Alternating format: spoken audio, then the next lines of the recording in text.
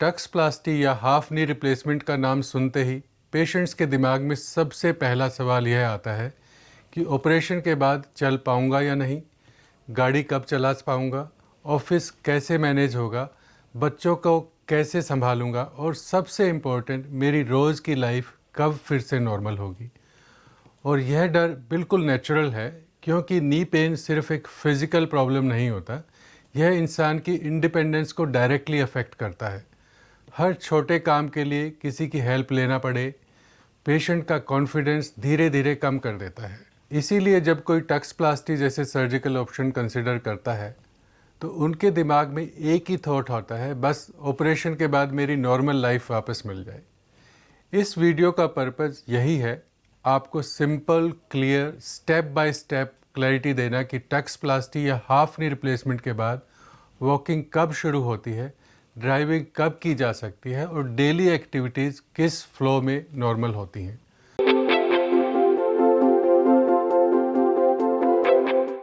नमस्ते दोस्तों, मैं हूं doctor Rajesh Kumar Verma, orthopaedic and joint replacement surgeon. अपनी प्रैक्टिस में मैंने हज़ारों पेशेंट्स को सीवियर नी पेन से लेकर उनकी एक्टिव लाइफ तक का सफ़र देखा है। हाफ नी रिप्लेसमेंट या टक्सप्लास्टी उन्हीं केसेस में किया जाता है जहां नी का सिर्फ एक ही पार्ट डैमेज होता है और बाकी जॉइंट बिल्कुल नॉर्मल रहता है। मेरा गोल आपको सिर्फ ट्रीटमेंट देना नहीं, बल्कि आपकी रिकवरी जर्नी को समझाना और कॉन्फिडेंटली नेविगेट करवाना है। टक्सप्लास्टी की सबसे बड़ी अच्छी बात यह है कि वॉकिंग बहुत जल्दी स्टार्ट हो जाती है, क्योंकि इस सर्जरी में पूरा नी रिप्लेस नहीं होता, सिर्फ डैमेज्ड हिस्सा बदला जाता है।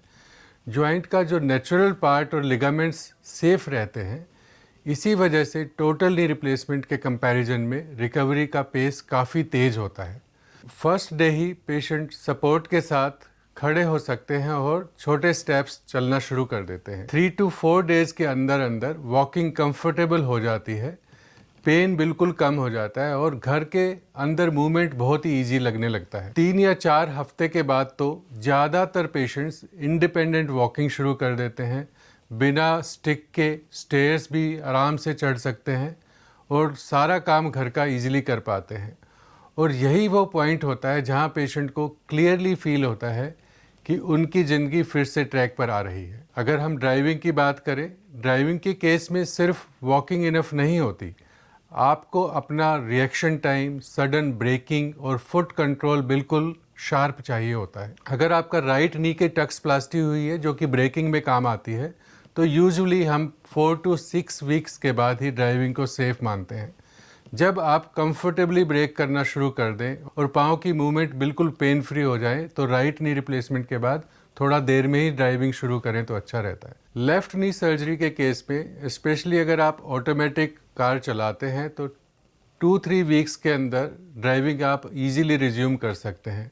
लेकिन एक्चुअल ग्रीन सिग्नल तब होता है जब नी पेन फ्री मूवमेंट करे, सडन ब्रेक आप कॉन्फिडेंटली लगा पाएँ और आपको सेडेटिव, पेन किलर या कोई भी ना चल रहा हो।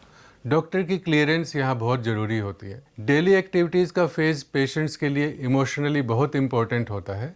सर्जरी के 2-3 वीक्स के अंदर लाइट किचन वर्क, बेसिक घर के सारे काम, लैपटॉप या डेस्क वर्क और मंदिर में पूजा पाठ एक्टिविटीज़, बाहर आना, छोटे मोटे काम करना आप इजीली शुरू कर सकते हैं। जहाँ तक क्रॉस लेग सिटिंग की बात करें तो इसमें 4 to 8 वीक्स ईजीली लग जाते हैं, क्योंकि पेशेंट को इनिशियली थोड़ा स्वेलिंग भी होता है, पेन भी होता है और यह डिपेंड करता है पेशेंट की फ्लेक्सिबिलिटी पर, उसके फिजियोथेरेपी के डिसिप्लिन पर। स्क्वाटिंग या इंडियन टॉयलेट में बैठने की बात करें तो इसमें थोड़ा सा कंट्रोल लगता है, थोड़ा धीरे धीरे करके ही करते हैं।